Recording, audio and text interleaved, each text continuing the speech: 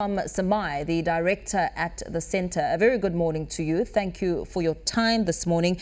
You've brought this matter before the court to seek legal protection for women in Muslim marriages and their children. Let's talk about the loopholes and what brought you to this present moment where you felt it necessary to do something about it. Good morning. Yes, there has been many challenges for Muslim women over the past 26 years. Although this particular case was launched in 2014, there has been many cases that has been brought before the court because of the lack of the state not regulating Muslim marriages. So what has happened is that the challenges and the difficulties experienced by women over the past, like I said, 26 years has been in relation to maintenance. It has been in relation to access to assets in terms of the properties. Women have faced evictions over the past couple of years because they could not take matters, for example, to court, or they did not have the funding. And I think it's important that the courts have always come to the assistance of women. And over the years, they have done it on a very piecemeal manner. And certain provisions of certain of the acts, like the Maintenance of Surviving Spouses Act, the Wills Act, the Intestate Succession Act, has all been changed. But like I said before, it was done on an ad hoc and piecemeal manner. So what the Supreme Court of Appeal has done is that they have confirmed that there is an obligation on the state to regulate Muslim marriages, and they have declared certain provisions of the Divorce Act, of the Marriages Act, as well as the common law. And they've also indicated in terms of the Children's Act has all been declared unconstitutional. And they have given the state, for example, 24 months to be able to bring in legislation to ensure that there is a regulation. This is not the first time you have attempted to do something about it. You took this matter forward in 2009, and then the application was dismissed because there was no proper case that had been made according to the court.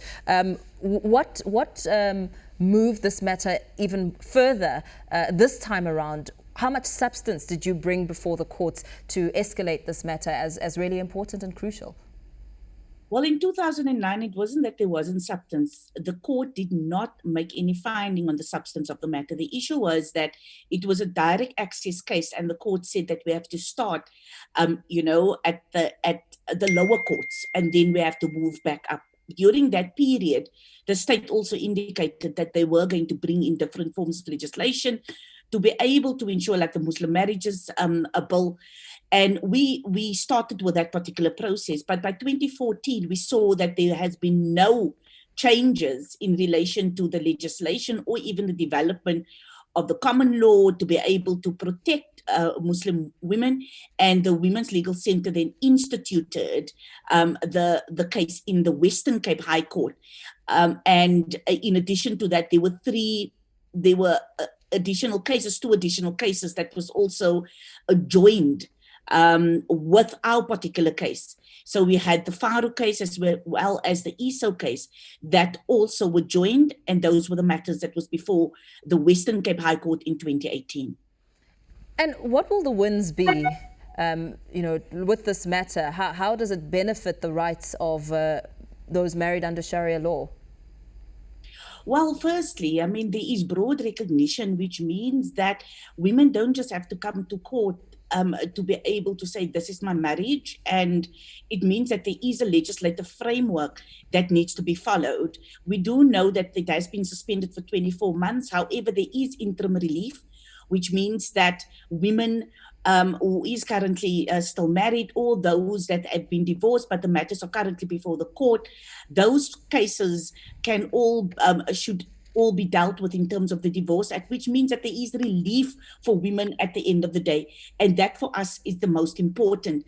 There was also very specific remedies given to in relation to the Faru case and where the master is concerned, and also encouraging within 18 months that legislation have to be brought in to be able to ensure that Ms. Faru will also be able to access some form of remedy in relation to her late husband's estate. Then we also have the ESO matter, which related to the pensions. And so broadly, women in Muslim marriages don't have to suffer in relation to matters that are brought before the court, and they can be equitable access. There can be equitable access to the assets after the dissolution, and I think that is very important. The court indicated that the Divorce Act applies for the interim period, and even though the matters is the marriage in itself is out of community of property, it is subject to the Divorce Act, which is Section 7.3, which brings profound relief for women at the end of the day. In addition to that, sections of the Children's Act relating to marriage has also been, now that particular provisions also apply to persons married or young persons who want to get married in terms of the Children's Act. But the challenge there also is that the Recognition of Customary Marriages Act applies now to that particular provision for the interim period. Very well. Thank you so much for your time. Seehaam Samaai, Director at the Women's Legal Centre, speaking about this win where the High Court has declared the Marriage Act and Divorce Act inconsistent with the Constitution.